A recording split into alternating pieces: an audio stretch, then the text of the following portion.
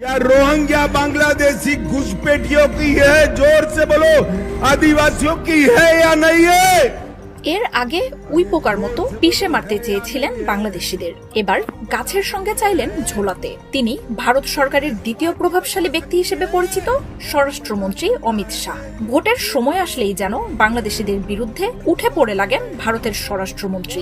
দেশটির যে কোনো নির্বাচনকে ঘিরে নিজেদের সমস্যা বাদ দিয়ে অভ্যন্তরীণ সমস্যার জন্য বাংলাদেশিদের দায় দেয়া যেন নিয়মে পরিণত হয়েছে তার কাছে। नरेंद्र मोदी सरकार है।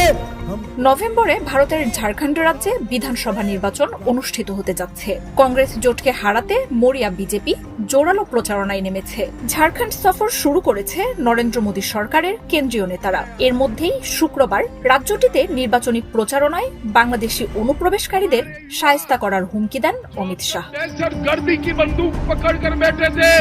ঝাড়খণ্ড রাজ্যের আসন্ন বিধানসভা নির্বাচনকে সামনে রেখে শুক্রবার রাজ্যের সাহেবগঞ্জ জেলার সাঁওতাল পরগনায় পরিবর্তন যাত্রা নামের প্রচারণা অনুষ্ঠানের উদ্বোধন উপলক্ষে আয়োজিত সমাবেশে ভাষণ দেন অমিত শাহ। এ সময় অনুপ্রবেশকে ঝাড়খণ্ডের সবচেয়ে বড় সমস্যা বলে জানান তিনি বলেন, ঝাড়খণ্ডে বাংলাদেশি অনুপ্রবেশকারী ও রোহিঙ্গার সংখ্যা সীমা ছাড়িয়ে গেছে। এমনভাবে চলতে থাকলে আগামী ২০-৩০ বছর পর অনুপ্রবেশকারীরাই রাজ্যটির দখল নেবে বলে দাবি করেন তিনি। ঝাড়খণ্ডে বিজেপি ক্ষমতায় আসলে বাংলাদেশি অনুপ্রবেশকারীদের উল্টো করে ঝুলিয়ে সোজা করে দেবেন বলে হুঁশিয়ারিও দেন ভারতের স্বরাষ্ট্রমন্ত্রী।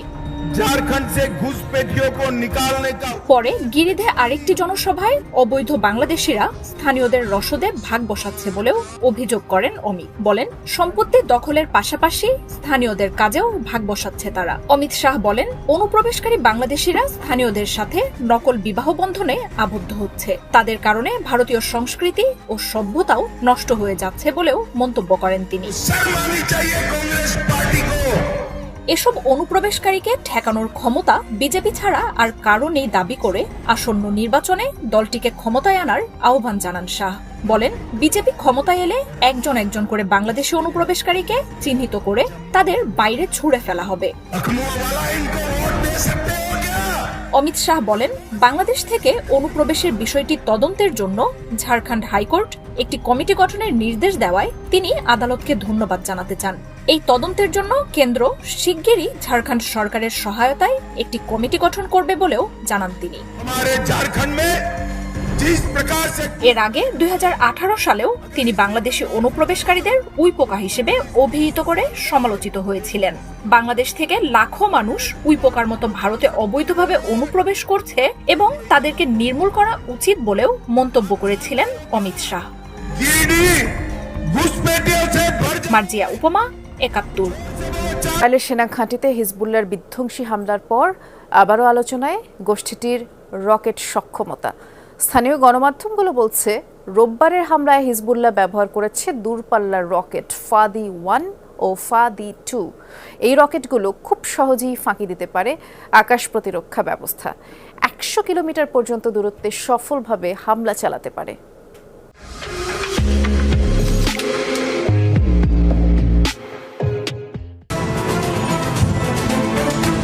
হিজবুল্লাহর রকেট হামলায় জ্বলছে ইসরায়েলের রামাত ডেভিড ক্যাম্প। রোববার ইসরায়েলের এই সেনা ঘাঁটিতে পরপর দুবার অভিযান চালায় লেবাননের সশস্ত্র গোষ্ঠীটি। অভিযান চালানো হয় রাফায়েল সামরিক শিল্প কমপ্লেক্সেও। স্থানীয় গণমাধ্যমগুলোর তথ্য বলছে, এসব হামলায় ব্যাপক ক্ষয়ক্ষতি হয়েছে ইসরায়েলের সেনাবাহিনীর। আর তারপর থেকেই আবারও আলোচনায় হিজবুল্লাহর রকেট সক্ষমতা। লেবাননের গণমাধ্যম আল মায়াদিনের তথ্য মতে, ইসরায়েলের সামরিক ঘাঁটিগুলোতে হামলায় ২ ধরনের রকেট ব্যবহার করেছে হিজবুল্লাহ। ফাদি-1 ও ফাদি-2 নামের এই রকেট দুটি ভূমি থেকে ভূমিতে উৎক্ষেপণযোগ্য। সহজে বহনযোগ্য হওয়ায় সুবিধাজনক স্থান থেকে উৎক্ষেপণ করা যায় রকেটগুলো। হিজবুল্লাহ নিয়ন্ত্রিত গণমাধ্যমের তথ্য অনুযায়ী ফাদি-1 বিস্তীর্ণ এলাকা জুড়ে ভয়ঙ্কর বিস্ফোরণ ঘটিয়ে বিভ্রান্ত করতে পারে আকাশ প্রতিরক্ষা ব্যবস্থাকেও। বিস্ফোরক বহন করতে পারে ৮৩ কেজি পর্যন্ত। সফলভাবে আঘাত হানতে পারে ৭০ কিলোমিটার দূরের টার্গেটেও। ফাদি-1-এর তুলনায় কয়েক গুণ বেশি বিধ্বংসী ফাদি-2। এই রকেটের ওয়ারহেডগুলো 1-এর তুলনায় কয়েক গুণ বেশি মাত্রায় বিস্ফোরক। বিশাল জনগোষ্ঠীকে ধ্বংস করে ফেলতে পারে মুহূর্তেই। ধুলোয় মিশিয়ে দিতে পারে সর্বোচ্চ সুরক্ষিত অবকাঠামো। বহন করতে পারে প্রায় ২০০ কেজি পর্যন্ত বিস্ফোরক। ১০০ কিলোমিটার দূর থেকেই ধ্বংস করতে পারে টার্গেটকে। ইসরায়েলি সামরিক ঘাঁটিগুলোতে চালানো এসব হামলায় কমপক্ষে 15টি রকেট ছুড়েছে হিজবুল্লাহ, যার মধ্যে কেবল 8টিকে প্রতিহত করতে পেরেছে ইসরায়েলের আকাশ প্রতিরক্ষা ব্যবস্থা। 7 অক্টোবরের পর ইসরায়েলে এবারই প্রথম নেত্রকোনায় আশ্রয়ণ প্রকল্পের বেশিরভাগ ঘরই খালি পড়ে আছে। স্থানীয়দের অভিযোগ, রাজনৈতিক প্রভাবশালীদের অনেকেই আশ্রয়নের ঘর হাতিয়ে নিয়েছেন, যারা এখন পলাতক। ভূমিহীন তালিকা পুনরায় যাচাই করার দাবি জানিয়েছেন উপকারভোগীরা। এলো ভিশন মুশকিল আসান অফার। যে কোনো ব্র্যান্ডের পুরনো ফ্রিজ নিয়ে চলে আসুন ভিশন শোরুমে আর নিয়ে যান নতুন ভিশন ফ্রিজ 20% পর্যন্ত ছাড়। নেত্রকোনার পূর্ব ধলা উপজেলার ধলা এলাকায় আশ্রয়নের 12টি ঘর, যার 11টিতেই নেই বাসিন্দা। একই চিত্র আটপাড়া উপজেলার ভরতুশি গ্রামে। প্রশাসনের দেয়া 50টি ঘরের 39টি খালি। স্থানীয়দের অভিযোগ, 2022 সালে রাজনৈতিক বিবেচনায় ঘর বরাদ্দ দেয় আওয়ামী লীগ সরকার। ভূমিহীনদের পরিবর্তে অনেক প্রভাবশালী হাতিয়ে নিয়েছে ঘর। সরকার পতনের পর যারা এখন পলাতক। 12টা ঘরে আমি একলাই থাকি, আর আরেকজন আছে আমার সাথে। একজন পরে আইসে আর আমি প্রথম থেকে একলাই থাকতেছি। যারা আছে তারা দেবো 2 দিন 4 দিন থাকে জায়গায় যে তালা মারা। প্রত্যেককে গরিব যদি একটা ঘর পাইতো বন্ধ কি ভালোই ছিল এটা, কিন্তু তা হয় নাই। এই নেতৃবৃন্দ নেতারার হস্তক্ষেপ, নেতারার পরিচিত লোকজন দেওয়া হয়েছে কিংবা পয়সার বিনিময়ে দেওয়া হয়েছে। উপকারভোগীরা বলছেন, জেলার প্রতিটি আশ্রয়ণ প্রকল্পেই অসংখ্য ঘর খালি। নতুন করে ঘর বরাদ্দের তালিকা করার দাবি তাদের। আমার নাতি হুতি আছে, হুতাই না, আমার একটা ঘর বাড়ি নাই। গেছিলাম, ছবি টবি জমা দিছি, আমরা একটা ঘর দিল না, না জমার বাড়িতে তাকাই ঘর দেওয়া যেত না। বাঙ্গা পানি ভরে ঘরে চাল দেয়া, পানি ভরে আমি একদিন তুমি সাহেবরা বলছি, পরে কইছে নিজেরা ঘর নিজেরা ঠিক করে লিখতাম। যাদের ঘরের প্রয়োজন নাই তারাও অনেকেই এই ঘর নিয়ে নিছে। হয়তো তখন বিশেষভাবে কারোর সঙ্গে আপনার থাকে না যে একটু ক্ষমতা দেখিয়ে নিয়ে নেওয়া হয়। কিভাবে ঘর বরাদ্দ হয়েছে আর কারাই বা পেল, তদন্তের আশ্বাস জেলা প্রশাসকের। সংশ্লিষ্ট ইউনিয়ন এবং এসিডেন্টের মাধ্যমে তদন্ত করে যদি ওগুলো কারণে বরাদ্দ দেওয়া থাকে তাহলে, এবং তারা যদি না থাকে সেই বরাদ্দগুলো বাতিল করে আমরা নতুন করে আবার উপকারভোগী বাছাই করব। আশ্রয়নের ঘর হস্তান্তরের আগেই ফাটল দেখা দেয়, সেগুলো সংস্কার করে পুনরায় বরাদ্দ দেয় প্রশাসন। সাবরিনা লিজা, যমুনা নিউজ। কালে দেখা যাচ্ছে যে অনেকেই দেখা যাচ্ছে প্রেগনেন্সি নিতে যাচ্ছেন, কিন্তু এই প্ল্যানিং করতে করতে তাদের বয়স 30-এর কোঠা পেরিয়ে যাচ্ছে। সুতরাং এই কারণেই আমাদের এই সমাজে আসলে বন্ধ্যাত্বের প্রবলেমটা দিনকে দিন বেড়ে যাচ্ছে। সুতরাং আমাদের আসলে জানা উচিত যে আমরা কোন বয়সে মা হওয়া উচিত এবং কোন বয়সে মা হলে ঝুঁকি রয়েছে।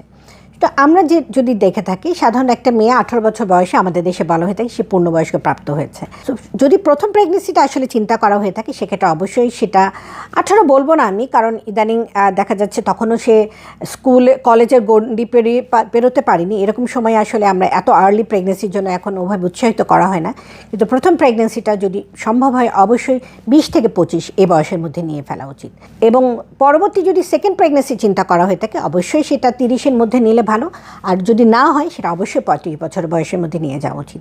কারণ আমরা জানি মেয়েদের ক্ষেত্রে যে জিনিসটা হয়ে থাকে যে বয়সের সাথে সাথে তার ফার্টিলিটি যেমন কমতে থাকে, তার যে ওভাম সেটাও পুরনো হতে থাকে, এবং এই বয়স যত বাড়তে থাকবে ওভারির মধ্যে ওভামের সংখ্যা বা ডিম্বাণুর সংখ্যাও যেমন কমবে, এবং ডিম্বাণুটা বয়স্ক ডিম্বাণু হলে সেক্ষেত্রে কিন্তু অনেক ক্ষেত্রে ডাউন সিনড্রোম, দেন অটিজম, কনজেনিটালি যেটাকে আমরা বলে থাকি অ্যাবনর্মাল বেবি, অর্থাৎ যদি শিশুর মধ্যে দেখা যাচ্ছে বিকলাঙ্গ বা এ ধরনের শিশু হওয়ার সম্ভাবনা রয়েছে, এবং জেনেটিক অ্যাবনর্মালিটি যেগুলো যেমন ডাউন সিনড্রোম, টার্নার সিনড্রোম এই জাতীয় রোগ হওয়ার সম্ভাবনা রয়েছে। এবং ইদানিংকালে আমরা কিন্তু দেখছি অটিজম, যেটার আসলে নির্দিষ্ট কোনো কারণ এখনও পর্যন্ত পাওয়া যাচ্ছে না, কিন্তু বেশি বয়সে মা হতে গেলেও কিন্তু এই প্রবলেমটা হতে পারে।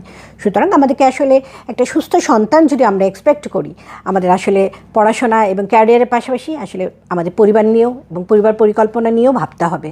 এবং একটা সন্তান আসলে একটা পরিবারের জন্য একটা ব্লেসিংস, কিন্তু কোনো কারণে যদি অসাবধানতা বা অন্য কোনো কারণে যদি একটা সন্তান অ্যাবনর্মাল হয় বা তার মধ্যে বুদ্ধিমত্তা কম থাকে, সেটা কিন্তু একটা পরিবার তথা একটা সমাজের জন্য বোঝা। সুতরাং সঠিক বয়সে আমাদের আসলে প্রেগনেন্সি প্ল্যানিংটা করা উচিত, এবং অবশ্যই প্রেগনেন্সি প্ল্যানিংয়ের আগে আমি বলবো পূর্ব প্রস্তুতিটা নেওয়াটাও খুব একটা ইম্পর্টেন্ট ইস্যু। যে যাত্রার প্ল্যানিংয়ের আগে যদি আমরা ডাক্তারের সাথে শরণাপন্ন হই, কিছু মেডিসিন যদি যেগুলো ভিটামিনস যেটা প্রয়োজন হয়ে থাকে যেমন ফলিক অ্যাসিড, এগুলো যদি আমরা আগে থেকে কোনো মাকে দিয়ে থাকি এবং তার কোনো অসুখ আছে কিনা তার পরিবারে বা তার নিজেরও সেই জিনিসগুলো যদি আমরা ডাক্তারের কাছে পরামর্শের মাধ্যমে সেটা বের করে সেটা সমাধান করে প্রেগনেন্সি নিই, সেক্ষেত্রে কিন্তু একটা সুস্থ সন্তান ভূমিষ্ঠ হওয়া সম্ভব। এবং এই জন্যই একটা গর্ভধারণের আগে পূর্ব প্রস্তুতি এবং গর্ভধারণের বয়সটাকে মাথায় রেখে আসলে প্রেগনেন্সি ব্যাপারটাকে মাথায় রেখে সামনে আগানো উচিত বলে আমি মনে করি। আমরা যেমন জানি মহিলাদের ক্ষেত্রে আমি যেটা বললাম, পুরুষদের ক্ষেত্রেও কিন্তু আসলে বয়সের একটা ব্যাপার আছে। হয়তো বা মেয়েদের ক্ষেত্রে দেখা যেয়ে থাকে যে বয়সের সাথে যেমন ফার্টিলিটি কমতে থাকে, পুরুষদের ক্ষেত্রেও কিন্তু সেটা হয়ে থাকে। সুতরাং একটা পুরুষ যখন সে চিন্তা করবে সে বাবা হতে চাচ্ছে, তার ক্ষেত্রে কিন্তু তাকে আমরা বয়সে তারও জন্য বলে থাকি যে সাধারণত 25 থেকে 30 এই বয়সটা, 25 বয়সটা হয়তো বা আমাদের ক্ষেত্রে অনেক সময় তার ইকোনমিক্যালি স্টেবল হচ্ছে না, সুতরাং 30 একটি ইম্পর্টেন্ট বয়স, যে বয়সের মধ্যে তাকে আসলে প্রেগনেন্সি নেওয়াটা ভালো। এবং অবশ্যই তার ক্ষেত্রেও কিছু সাবধানতা বা কিছু অভ্যাস আসলে তাকেও মেনটেন করা উচিত। যেমন তাকেও স্মোকিং বা অ্যালকোহল বা অন্যান্য যদি কোনো সে ধরনের ওষুধ সে খেয়ে থাকে বা সে ধরনের রিক্রিয়েশনাল কোনো ড্রাগস বা কোনো কিছু সে অ্যাডিক্ট থাকে, সেই জিনিসগুলোকে আসলে পরিহার করা উচিত। এবং অবশ্যই শুক্রাণু কিন্তু ইম্পর্টেন্ট একটা ইস্যু একটা প্রেগনেন্সির জন্য, একটা সুস্থ প্রেগনেন্সির জন্য।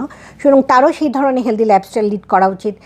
তার ভিটামিনস অ্যান্ড আদার যে আমরা যে স্বাস্থ্যসম্মত যে খাবার এবং স্বাস্থ্যসম্মত হ্যাবিট যেগুলো আমাদেরকে বলবো আমি, সেই জিনিসগুলো তারও মেনটেন করা উচিত। সুতরাং যদি একটা বাবা এবং মা তারা যদি বাবা মা হওয়ার পরিকল্পনা করে থাকে, তারা দুজনের মধ্যে বোঝাপড়া করে নেবেন, তারা ডাক্তারের পরামর্শ হবেন এবং ডাক্তার যেভাবে বলছে ওভাবে লাইফস্টাইলটা লিড করার মাধ্যমে আপনার প্রেগনেন্সি নেবেন বলে আমি মনে করি। সুখবর দিয়েছে বিশ্বের অন্যতম পরাশক্তি চীন। চলতি বছরের ডিসেম্বর থেকে বাংলাদেশকে শতভাগ শুল্কমুক্ত বাজার সুবিধা দেওয়ার ঘোষণা দিয়েছে বেইজিং। সোমবার ঢাকাস্থ চীনা দূতাবাস এক বিবৃতিতে এই তথ্য জানিয়েছে। বিবৃতিতে বলা হয়, গত 5 সেপ্টেম্বর প্রেসিডেন্ট শি জিনপিং চীন আফ্রিকান শীর্ষ সম্মেলনে স্বল্প উন্নত দেশগুলোকে শতভাগ শুল্কমুক্ত বাজার সুবিধা দেওয়ার ঘোষণা দিয়েছেন। চলতি বছরের 1 ডিসেম্বর বাংলাদেশ ও চীনের কূটনৈতিক সম্পর্ক স্থাপনের দিন। এদিন থেকে বাংলাদেশ শতভাগ শুল্কমুক্ত বাজার সুবিধা পাবে। জানা গেছে, ট্যারিফ কোটা ব্যবস্থাপনা সাপেক্ষে পণ্যের জন্য শূন্য শুল্ক ব্যবস্থাপনা শুধু কোটার পরিমাপের মধ্যে থাকা পণ্যগুলোর জন্য প্রযোজ্য হবে। 2020 সালে 97% বাংলাদেশি পণ্যে শুল্কমুক্ত সুবিধা দেয় চীন। এবার ব্যাংকও আপনার হাতের মুঠোয়। Balance transfer, mobile recharge, bill pay থেকে শুরু করে যা চান সব হবে এক মুহূর্তে। NRBC planet. এরপর 2022 সালে 98% বাংলাদেশি পণ্যে শুল্কমুক্ত সুবিধা দেওয়া হয়, যার মধ্যে চামড়া ও চামড়াজাত পণ্যসহ 383টি নতুন পণ্য ছিল। 2020 সালে চীন 2.4 ট্রিলিয়ন মূল্যমানের পণ্য আমদানি করে, যার মধ্যে বাংলাদেশের অংশ মাত্র 0.05%। এই তথ্য এটাই নির্দেশ করে যে চীনের সঙ্গে বাণিজ্য সম্প্রসারণের বিপুল সম্ভাবনা রয়েছে। এ বিষয়ে research and policy integration for ডেভেলপমেন্টের চেয়ারম্যান এম এ রাজ্জাক একটি গবেষণাপত্রে উল্লেখ করেছেন, চীনের আমদানি বাজেটের 1% যদি বাংলাদেশ থেকে যায় তাহলে বছরে $25 বিলিয়ন উপার্জন করতে পারবে ঢাকা।